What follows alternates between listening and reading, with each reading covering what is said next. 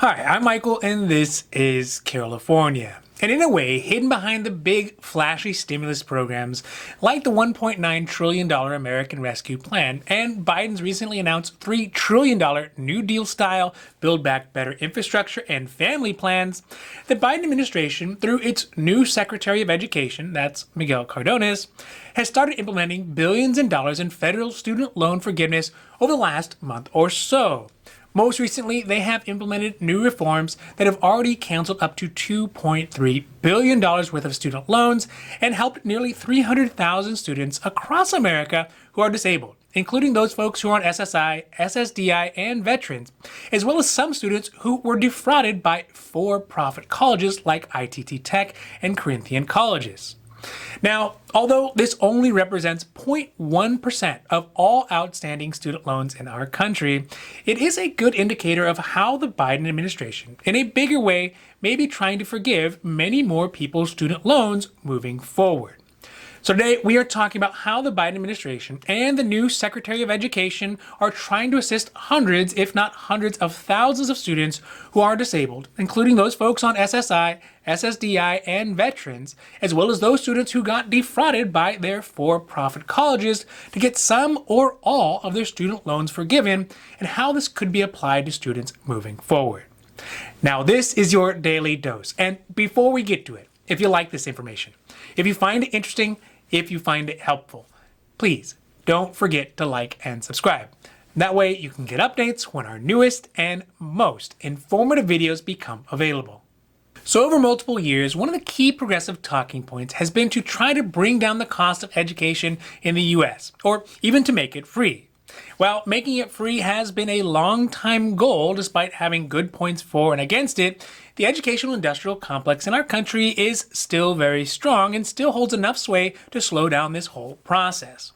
But in the last few months, since the new Biden administration has taken office, they have tried to at least start to cancel specific groups of student loans and start from the smallest and easiest groups and work their way up in a piecemeal fashion. This is a very different approach than what some of the more progressive members of the party have been pushing for, where they eliminate all student debts for folks in specific income groups rather than by specific demographic groups. And they also want to do it by executive order in a non-bipartisan way. So far, the Biden administration has been unwilling to wield the power of the pen to make this happen. This means for the time being, only certain specific groups who really should have already had their student loan forgiven are going to see their student loan canceled. These groups primarily are students and alumni who are disabled, and they may be on SSI, SSDI, or veterans, and those students who were defrauded by their for-profit colleges. In the most recent slew of student loan cancellation, the top education official in the Biden administration, that's Miguel Cardones, the current Secretary of Education, who, if you recall, replaced Betsy DeVos, announced that the Biden administration would authorize the cancellation of up to $1.3 billion in student loans that are yet to be paid back by students and alumni who are considered permanently disabled. This would directly help around 41,000 students who are not able to work and oftentimes have a very hard time paying back their student loans. Additionally, the new rule would waive the necessity to submit the piles of paperwork that are normally required to receive the student loan relief. This paperwork removal will help an additional 190,000 students who are eligible for the relief, but oftentimes are unable to complete the lengthy application process. This is an easing of an Obama-era requirement that asked qualified disabled students to submit specific paperwork within a 3-year monitoring period. In 2016, the Government Accountability Office, and again that is the GAO, found that 98% of reinstatements of disability discharges, that's the loss of loan forgiveness, happened because borrowers did not submit the required paperwork on time, which is a perfect example of how bureaucracy is not only apathetic sometimes, but can also be used on purpose as an obstacle to helping people. The new forgiveness is not limited to just people who are on disability programs like Supplemental Security Income, that's SSI, or Social Security Disability, that's SSDI. They are actually a couple of ways that a person can qualify. First, a person must be considered to have total and permanent disability, which means they are unable to work for the rest of their lives. This could include things like a physical or a mental impairment like paralysis or blindness. Some veterans also can qualify if the VA indicates to the Department of Education, that's the DOE, that they are 100% disabled. Another option is if a physician can certify that a borrower is totally and permanently disabled and unable to engage in any type of gainful activity because of their disability, and that it has lasted more than 60 months and is expected to last more than 60 months. This, of course, is in addition to anyone who may be receiving SSI or SSDI benefits as well. Also, under the new rule, it makes it so that the DOE is able to reach out to many eligible disabled students and alumni and help them to enroll rather than require the students and alumni to actively seek out their help. The next group of students who also can benefit from updated student loan forgiveness policies under the Biden administration is those students who in previous years were saddled with thousands of dollars of student loan debt that they were unscrupulously encouraged to apply for by for-profit colleges. The biggest of who are the now bankrupt and closed schools like ITT Tech and Corinthian colleges.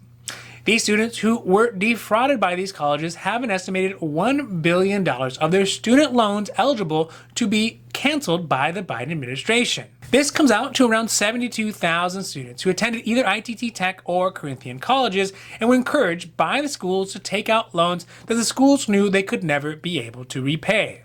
In 2014, Corinthian College and 100 of their campuses announced bankruptcy after a series of fraud investigations. ITT, in the same vein, closed their doors in 2016 after similar allegations and findings.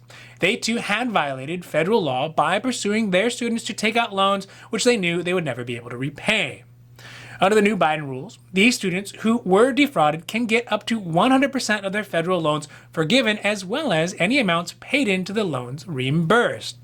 Furthermore, the DOE would request that any negative credit reporting that was related to the students' loans would be removed from their records. So overall, higher education in the U.S. is in a strange situation at the moment. We as students are taught that the only true way to a successful life in America is through education. And for professions that require specific skills like doctors and lawyers and nurses and teachers, that is the case. But for a lot of other professions, like people who do sales or artists or administrative workers or YouTubers, it really isn't necessary to learn the ins and outs of statistics or understand cultural and literary movements from the 19th centuries to be successful at their jobs. Sure, it makes a better, well-rounded person.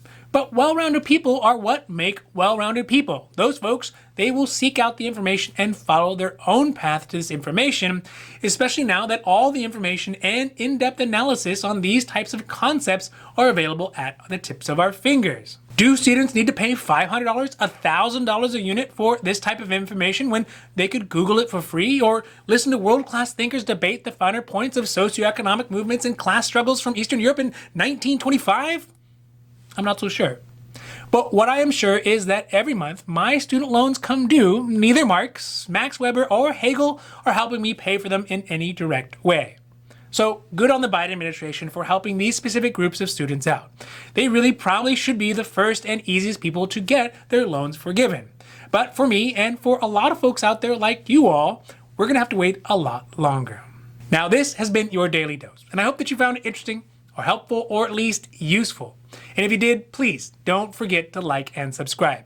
That way you can get updates when our newest and most informative videos become available. So that's it for me, and for California, I'm Michael, wishing you a happy, healthy